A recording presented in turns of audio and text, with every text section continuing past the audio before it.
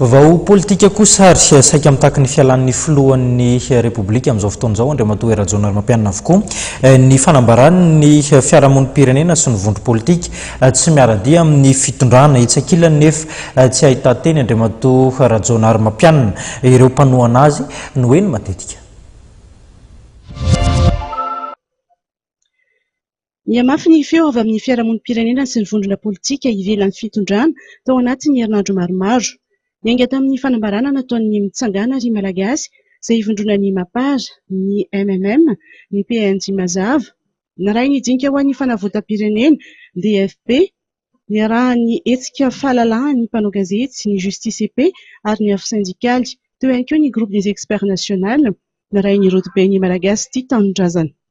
Fametrapelana ny filoham-pirenena, fangatahana fiara-midinika nasionaly, fametrahana fifanarahana iraisana toy ny tamin'ny oktobra 2026, fanovana rafitra, ireo no hevitra nivoaka tamin'ireo fanambarana samihafa ireo manoloana ny fivoaran'ny raharaham-pirenena.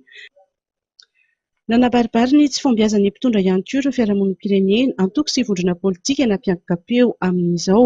Ho azy ireo anatin'ny fahasahiranana ara-toekarena, ara-tsosialy ny firenena, vokatry ny tsy fahaiza-mitantana, ny kolikoly avolenta ary ny tsy fanajana ny demokrasia. Manoloana ny fanambarana samihafa ireo, na dia mbola tsy nilaza ny heviny ofisialy aza ny filoham-pirenena, efa namoaka ny fijeriny ny mpanohana ny fitondrana ny 15 Jolay lasa teo teny amin'ny hotely Carlton Anosy. Fotoana ny fampandrosoana izao ary tokony miandry ny fataperan'ny fotoam-piasan'ny filoham-pirenena sy ny fifidianana tokony ho tontosaina amin'ny 2024 izay te hiakatra eo amin'ny fitondrana.